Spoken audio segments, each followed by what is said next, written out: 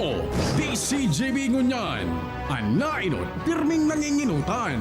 Always number one. Always number one. DCGB, 729 kHz. Enot sa Bareta. Enot sa Gabos. Ang DCGB, miyembro kan KBP, kapisanan ng mga broadcaster ng Pilipinas, ang oras niya to mga tugang alas 12:04. Ipinipresentar kan Radyo DCGB ang kabilugan kan mga baretang kinalap kan pinagsarong puwersa kan News Center asin Mega Force Patrol.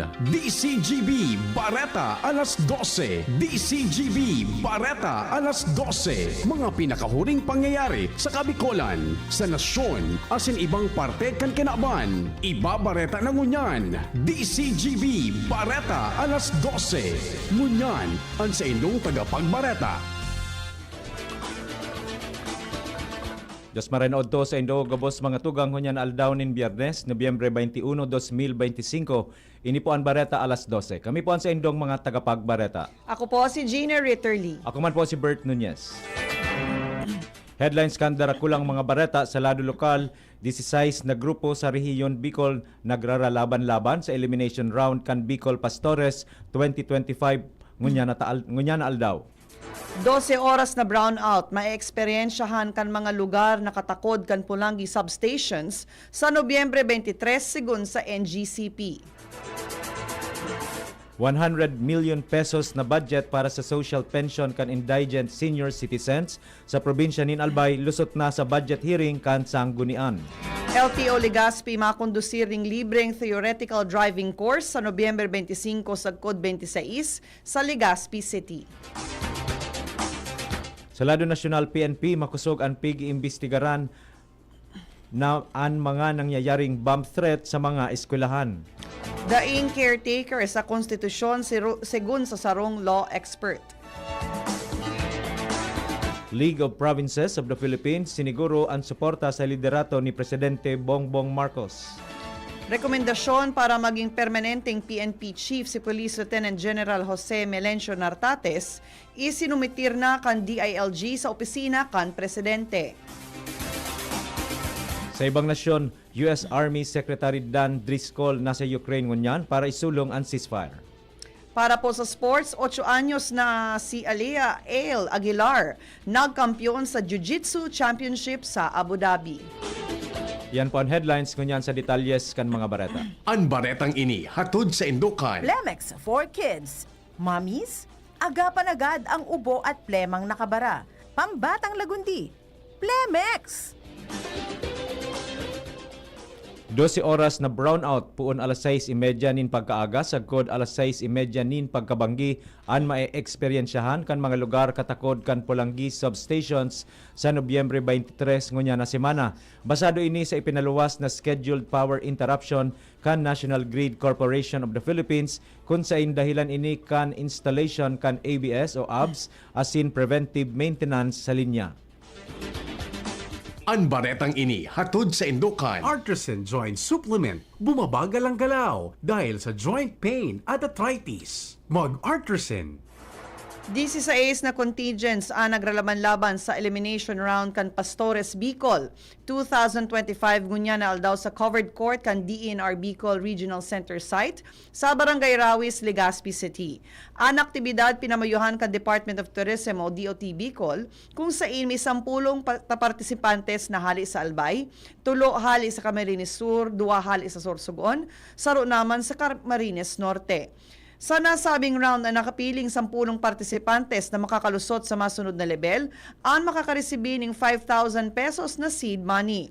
Mientras tanto, ang Grand Finals gigibuhon sa Desyembre 12, alas 6 ng pagkabanggi sa Albay Astrodome, Legazpi City kung saan marireceive man kang 10 contingents ang dugang na 15,000 pesos na seed money. Ang manggagana na enot na pwesto sa finals kan Bicol Pastores 2025 makakareceive ng 150,000 pesos. 100,000 pesos naman sa ikaduwang pwesto, mantang 75,000 pesos naman para sa ikatulong pwesto. Ang baretang ini hatod sa Indukan. Plemex. Pag may ubo o hika, Plemex agad. Basta lagundi, Plemex. Pinag-opresir kan Land Transportation Office o LTO Legazpi District Office nin libreng theoretical driving course sa Nobyembre 26 o 25 sagkod 26 ngunya na taon. Sigun sa ipinaluwas na anunsyo kan opisina, gigibuhon ini sa Embarcadero de Legazpi, Victory Village, Legazpi City, alas 8 nin pagkaaga sagkod alas 5 nin pagkahapon. Ang mga maawot na magpartisipar, magdarasa na nin kopya nin PSA birth certificate o valid passport, kopya nin maski anong validong ID, kopya nin PSA marriage certificate para sa mga babaeng may agumna, as in parents, guardians, consent para sa mga 18 years old as in pababa. Sa aldaw kan workshop, ipigbabawal man ang pagsuulog nin sleeveless, sando, shorts o tsinelas. Ang baretang ini hatod sa Indukan. Sa Uno Plus, kalidad na maaasahan mo. Serbisyong swak sa imo. Lusot na sa budget hearing kan Sangguniang Panlalawigan ng Albay ang 100 million pesos na fundo kan Provincial Social Welfare and Development Office o PSWDO para sa masunod na taon. Sigun kay PSWDO Head Maria Vivian Sea, ang fundo nakatagama para sa social pension kan mga nasa 16,000 na indigent na senior citizens sa probinsya bilang asistensya sa mga pangangaipuhan arog kang allowance, bulong, maintenance asin pagkaon. Nagpahiling ning dakulang kaugmahan ang opisyal sa pagkakaaprobar kang fondo dahil lanta magigirumduman ka nakaaging taon. Pinagtapyasan ka nakaaging sanggunian ang 50 million pesos na sana na dapat na 100 million pesos man na fondo para sa pensyon kang nasabing sektor. Nasa 28 partisipantes hali sa man iba-ibang istasyon kan Coast Guard District o CGD Bicol ang nagpartisipar sa duwang aldaw na Mobile Maritime Security Law Enforcement Workshop sa Rawis, Legazpi City. Sigun sa ahensya na pinamamayuhan ni Commodore Ivan Roldan, ang aktibidad maawot na mapalangkaw ang kakayanan kan mga partisipante sa maritime security, law enforcement procedures as in interagency coordination. Pinagpasalamatan man ni Roldan sina Lieutenant Commander Mariano Seminiano asin Lieutenant Van Angelo Gonzales na namayo kan mga pinagdiskutir sa hururon sa nasabing workshop. Bastante pa ang mga protected areas as in biodiversity sa Camarines Sur. Sa programang Kapalibutan Ta at Tamanon Ta sa DZGB, sinabi ni Penro Camarines Sur Information Officer Nick M. Jonaldo na ang Penro sa saindang lugar ang pinakadakula sa bilog na rehiyon kan Bicol na nangingenot sa pagmanehar asin pagmonitor kan kamugtakan kan mga kabubuldan asin rekursos naturales. Sinabi ni Jonaldo na nagpapadagos ang saindang mga programa para sa pag-ataman sa mga protected areas kung saan makukuha sa Camarines Sur ang Malabungot, Mount Isarog, Caramoan National Park, Bicol National Park, Libnanan Caves National Park asin dakul pang iba. Mientras padagos pa ang pakikipagkoordinar kan Penro sa mga concerned agency para sa mas matibay asin kooperasyon kan publiko para mag-ataman sa kapalibutan. Formal ng pinag-aguraran kan Philippine Drug Enforcement Agency o PDEA Sorsogon, Barcelona PNP asin iba pang ahensya an balay silangan sa Barcelona Sorsogon kasuhapon. Sigun kay Barcelona PNP Chief Police Captain Jude Nario, an balay silangan sarong pasilidad na ipig disenyo para sa mga nagsuko na drug personalities na dain nagagamit o dependent. Sa pasilidad, pinagtatawan sindanin interbensyon, abiso, asin kabuhayan na may kamaawotan na matabangan sindang maging mas produktibo asin magsunod sa leyes in kaso na sindaan sa giraray an ipamidbid sa komunidad. Presenta sa ginibong blessing asin inaugurasyon kan balay silangan sina PDEA Sorsogon Rio Arizala, Municipal Health Officer Dr. Jean Estopase, Reverend Father Brian Andes asin lokal na gobyerno. Dain ang buhay kan makua kan Special Rescue Force tagapagsalbar kan Bureau of Fire Protection o BFP Legazpi an hawak kan 19 anyos na PWD kasuhapon sa kadagatan kan Purok 1, Barangay Lamba, Legazpi City. Pinagkumpirmar ni BFP Legazpi Acting Fire Marshal Senior Fire Inspector Jores Ray Oyardo sa DCGB News na ang biktima ipig-report na nawawara puon pa ka Miyerkules, Nobyembre 19 dahilan kang pagkakahulog sa salog kan Purok 1, Barangay 15, Legazpi City. Ang mga rescuers nakikipag-coordinar sa Coast Guard Legazpi Substation, tulos na nagkondusir ng search operation. Alagad, nagpalyar na ang mahanap ang biktima dahil ang makusog na bulos asin halangkaw na level kan tubig. Bandang alas 3:15 ng pagkahapon kasuhapon, duwang solterong lalaki nagbabanwit sa barangay Lamba ang nakahiling kang nagpapataw-pataw na hawak kang biktima.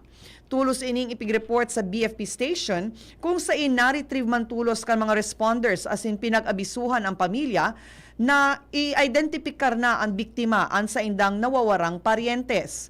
Sigun man kay Legazpi City PNP Chief Police Lieutenant Colonel Domingo Tapel Jr., ipigdara pa sa Legazpi City Hospital ang biktima kung saan opisyal nang pinagdeklarar na gada na ini. Nagsayuma man ang pamilya na magkondusir ng autopsy dahil ang nagtutubod sindang aksidente ang nangyari sa nasabing insidente. Napasakamot kan Iriga City PNP ang sarong senior citizen asin an 102,000 pesos kantidad nin illegal na droga sa ginibong anti-drug operation sa barangay San Isidro, Iriga City. Sigun kay Iriga City PNP Chief Police Lieutenant Colonel Jerk Don Sadja, namidbid ang suspect na si alias Dom, 73 anyos, asin pinagkukonsiderar na street-level drug personality. Sa ginibong buy-bust operation na kumpiskar digdi ang 15 gramos nin pinagtutubodan na shabu. Sa ngunya nasa kustodiya na kan pulisya ang suspect kung sain hahampangon niya ang kasong pagbayular kan Republic Act No. 9165 o ang Comprehensive Dangerous Drugs Act of 2002. Nakuha kang probinsya ng Albay ang Gold Seal of Protection Award hari sa Government Service Insurance System sa seremonyas na ginibo sa Iloilo Convention Center, Iloilo City.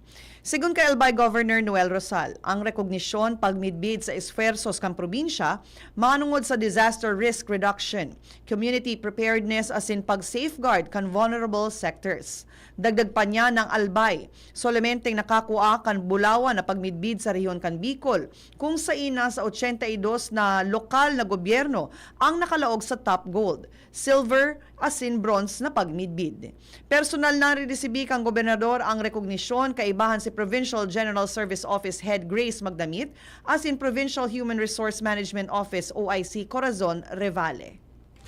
Abangan pa ang ibang mga bareta sa pagbabalik kan Bareta alas 12. Coronavirus ba ang hadlang sa pag-aaral ninyo? Andito na ang Southern Luzon Technological College Foundation Incorporated ay gumawa ng hakbang sa mga gustong mag-aral sa junior, senior high school at kolehiyo. Ang SLTCFI ay handang umagapay sa mga mag-aaral upang may pagpatuloy ang kanilang pag-aaral at pagharap sa new normal o sa makabagong panahon na ating kinakaharap. Sila ay nag-o-offer ng flexible blended learning o online or offline/modular classes. Kung may sapat na gadget o may maayos na internet connection, maaari niyang piliin ang online classes. At kung ang estudyante naman ay walang sapat na gadget at walang maayos na internet connection, maaari niyang piliin ang offline/modular classes. Sa ganitong paraan, malaki ang matitipid ng mga magulang, wala na silang iisipin na pamasahe, baon at iba pa na kinakailangan. Ngayon, mas magagabayan palalo ng mga magulang ang kanilang mga anak at higit sa lahat, masisiguradong mapaprotektahan pa sila sa mga pwedeng masagap sa labas tulad ng COVID-19. SLTCFI course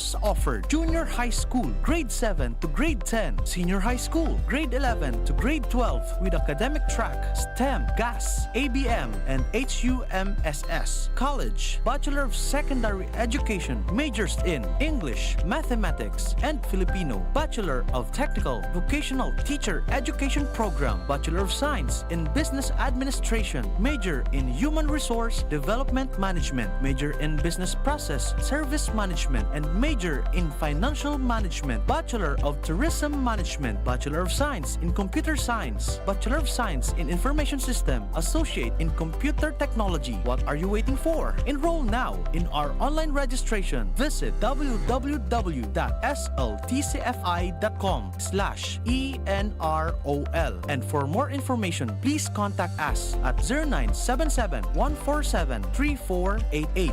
Basta SL, Wow! Bakunang angat, serbisyong dapat. Sa presyong abot kaya at matapat. Lahat ng yan, nasa Rabvax. Nakagat o nakalmot ka ba? Huwag mag-alala. Rabvax Animal Bite Center ang inyong kaagapay para sa pinagkakatiwalaan, mura, ligtas at siguradong proteksyon laban sa rabies. Bukas po kami 8 a.m. to 5 p.m. mula Lunes hanggang Sabado, 8 a.m. to 12 noon naman every Sunday. And on holiday, pwedeng-pwede pati walk-in. Ang aming mga branches, Rabvax Legazpi, Ariner Suites, Sagmin, Legazpi City, near Aleco. Rabvax Ligao, in Barangay Tuburan, Ligao City. Rabvax Tabaco, beside Siga Hospital. Rabvax Iriga, in front of Yusan Iriga. Rabvax Irusin Sorsogon, malapit sa Irusin District Hospital. And now open, Rabvax Masbate, along Municipal Road, Barangay Kalipay, Masbate City. Rabvax Pilar, Rabvax Castilla, Rabvax Piudaran, and Rabvax Cubao Metro Manila. Like us on Facebook. Maging bakunado at protektado. Piliin ang alagang Rabvax. Piolo Pascual po. Sa ubo at hika, may Plemex Forte syrup and bottles. Pero para sa ginhawang kailangan agad, may Plemex Forte capsule and blister pack. Madaling bitbitin, kayang ibulsa. Gawa sa natural na lagundi na tumutunaw at nagpapalabas ng plema. Convenient na, ginhawa pa. Plemex Forte Lagundi in capsule. Basta lagundi, Plemex. Easy! Vitex Segundo L is the generic name of Plemex Forte. If symptoms persist, consult your doctor. Pre, makinig ka muna. Payong kaibigan lang ha. Work hard, play hard. Yan ang motto ko dati. Pero nakakapagod din pala katagalan. Sa gitna ng lahat ng mga puyat, inom at pagkain ng masasarap, kasama na ang oily at fatty foods, kailangan pa ring bantayan ang kalusugan. Tamang kontrol ang kailangan. Katuwang ko, ang Liverade. May silimarin na maaring makatulong protektahan ang atay. Cheers to more good times. Be a liver lover. Mahalagang paalala, ang Liverade ay hindi gamot at hindi dapat gamitin paggamot sa anumang uri ng sakit. Ang good drinks at good food, perfect combo. Isama pa ang Liverade para sa kalusugan ng atay. Mabibili sa mga leading drugstores nationwide. May iba't ibang karamdaman ka ba gaya ng high blood pressure, diabetes, sakit sa puso, sa kidney, sa atay, may myoma na stroke, may gallstones, cancer at marami pang iba? Ang Amazing 4 ng Miracle Health Corporation ang subukan mo. Makakatulong dahil mula ito sa epektibong Amazing Trio at mas lalo pang pinalakas dahil sa Mega 1 na mayroong 21 sangkap. Subok ng nagpapalakas ng immune system at marami na ang mga natulungan na mayroong iba't ibang karamdaman. Huwag nang patagalin pa. At magpakonsulta. Maaaring pumunta kay Doc Joey Bitito sa Barangay 18, Cabangan West, Legazpi City, kaharap lang ng Bangko Sentral ng Pilipinas. O tumawag sa 0998-975-8121 or 0917-853-8933 para sa free consultation sa natural medicine. Mapapanood din ang serbisyong natural, kalusugan at bayanihan sa YouTube channel at sa Facebook page na Doc Joey Bitito. Inihahatid ng PhilHealth ang mas pinalawak na primary healthcare package para sa lahat ng Pilipino. PhilHealth Konsulta. Magparehistro na sa pinakamalapit na konsulta provider para sa inyong health risk screening at konsultasyon. Maaaring maka-avail ng mga gamot at laboratory test batay sa rekomendasyon ng primary care provider. Pumunta sa aming official website www.philhealth.gov.ph para sa mga detalye.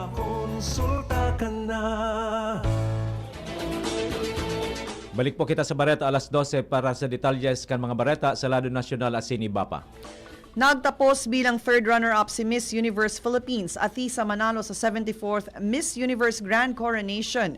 Kaso bagong aga sa ginibo sa Impact Mong Thong Thani Arena in Bangkok, Thailand. Nasungkit man ni Fatima Bosch kan Mexico ang titulo. Nasinunda ni Pravenir Singh kang Thailand bilang first runner-up. Vanessa Pulgarin kan Venezuela bilang second runner-up, as in Olivia Yatse kang Cote d'Ivoire bilang fourth runner-up. Sayang simbag sa ultimong hapot kung paano niya gagamiton ang sa iyang plataforma, tangani ma-empower ang mga hobe na kababaihan kung manggana siya kan titulo. Sinabi ni Atisa, napadago siyang makikipagkoordinar sa Alon Academy kung sain pinagtatawaninda ning oportunidad ang mga hobenes na marilesar na dai makakahadlang kung ano ang pinag-aagihan, kung sain o ano ang saindang futuro. Sa iyang closing statement, sinabi ni Manalo, maawot niyang makipagkoordinar sa giraray sa Alon Academy gamit ang dakulang plataporma kan Miss Universe tanganing ibusol asin masiguro na ang gabos na mga personang hali sa low-income backgrounds matawan ning kaparehong oportunidad as everyone else. Nagpatanid ang constitutional law expert na si Attorney Domingo Cayosa na ang mga pangapodan para sa sarong caretaker o civilian military junta sa gobyerno suhay sa konstitusyon. Tinawanin doon ni Cayosa na daing nakapalaman na caretaker sa konstitusyon.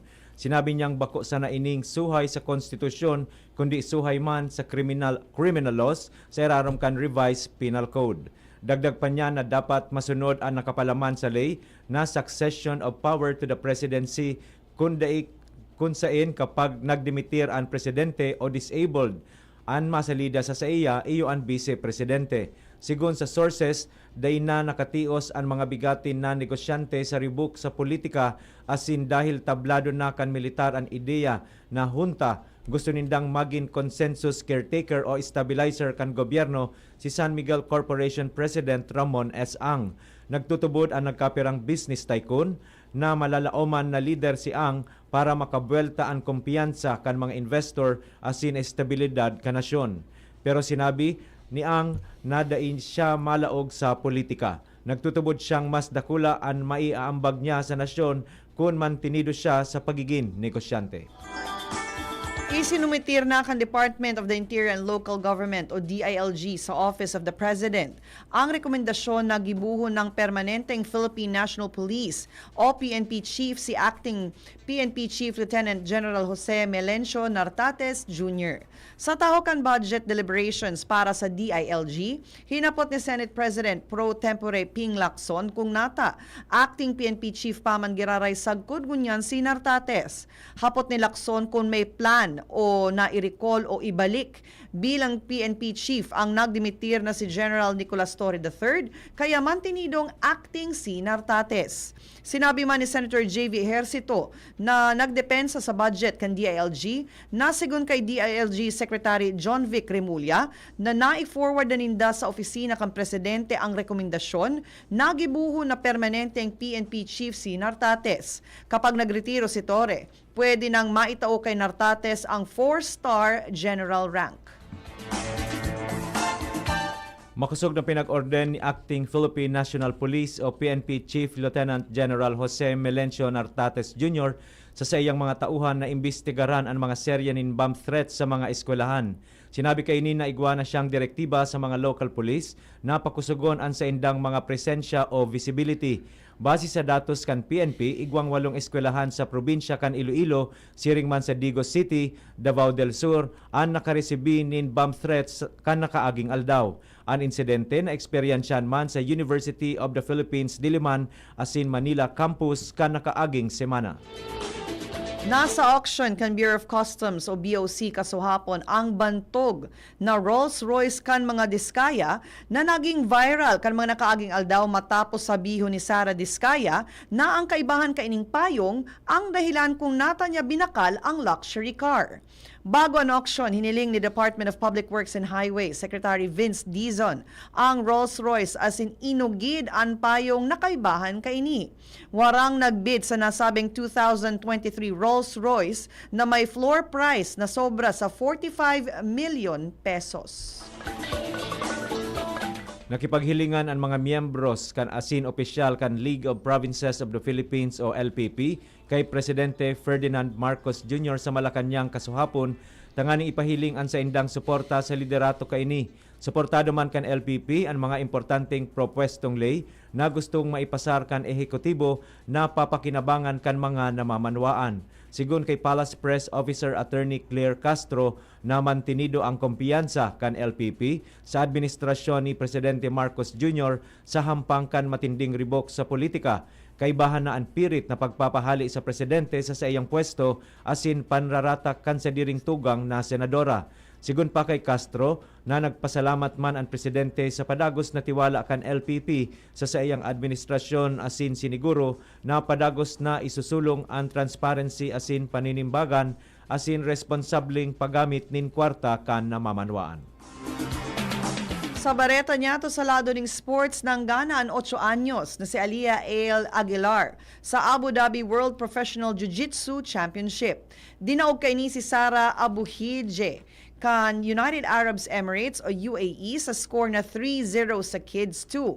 Girls GI 22 kilograms A-class final gray belt division. Ini ang pang-apat na titulo ni Aguilar sa AJP World Championship na sarong prestigious jiu-jitsu events na pigigibo kada taon sa Abu Dhabi. Kaibahan niya sa kompetisyon ang ama na si Alvin Aguilar, ang founding father kan Filipino martial arts.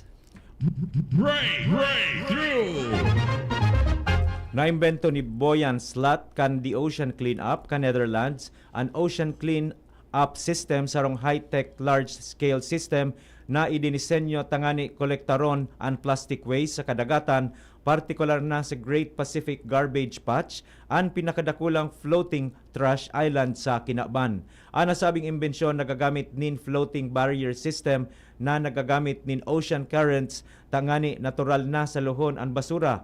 Iguman ini nin U-shaped floating pipes asin kun paano na ang retention zone.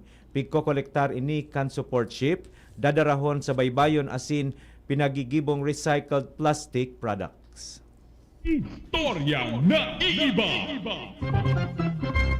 Para po sa satuyang special story, sarong 42 anyos na ama sa Sweden na nakakuha ng bagong Guinness World Record matapos naisaksak ang 81 palito ng posporo sa laog kang sa iyang dungo. Opisyal nang nasungkit ni Martin Strobe ang pagmidbid para sa most matches held in the nose. Segun kay Strobe, ang sa iyang mga aki ang naging inspirasyon, tangani makuha niya ang world record. Nauugmaan mga ini sa pagbabasa kang Guinness Book asin sinabing magiging cool ang saindang ama kung makakaigwaman siya ning sadiring record.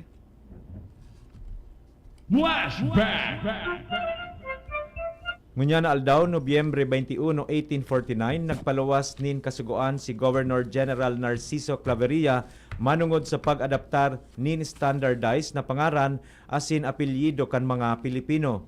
Sa paagi kan Claveria Decree, nagpaluwas siya nin listahan nin mga apelyido in alphabetical order basado sa catalog kan Spanish surnames. Ipinagdistribute ni Claveria ang listahan sa pamayo kan mga probinsya kung saan ipigdistribute man kaini ang porsyon kan listahan sa kada parish priest.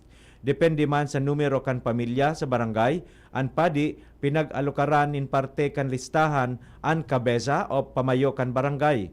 Ang kabesa pinag-istaran ang pinakagurang sa kada pamilya na magpili nin apelyido kung saan sa pagparehistro ang pamayo kan pamilya asin mga direktang descendants ang gagamiton ang napiling apelyido.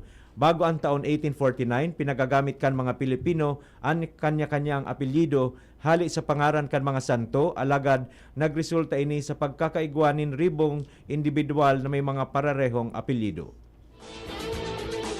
Mga tugang ngayon na po ang kabilugan kan sa tuyang alas 12 mga bareta, tinipon asin kinalap sa DCGB News Base. Sa pangaran kan mga nagsurat kan bareta na pinamamayuhan kan sa tuyang News Manager and News Director Sir Mar de la Cruz kay iba si Miss Nicole Gloriani, social media writers Miss Jenny Matthew Balyaran, Miss Shara May Leron asin Mr. Jimos Barrios. Sa lado technical kaibahan po si Sir June Apolis asin si Mr. Jerome Nico Martinez ang sa tuyang IT. Sa ngaran po kan bilog na tropa kan Megaforce Patrol asin sa pangaran kan mga nagaantabay sa DCGB News Facebook page, DCGB YouTube channel, DCGB Live app asin sa 729 kHz sa pihitan kan sa indong mga radyo.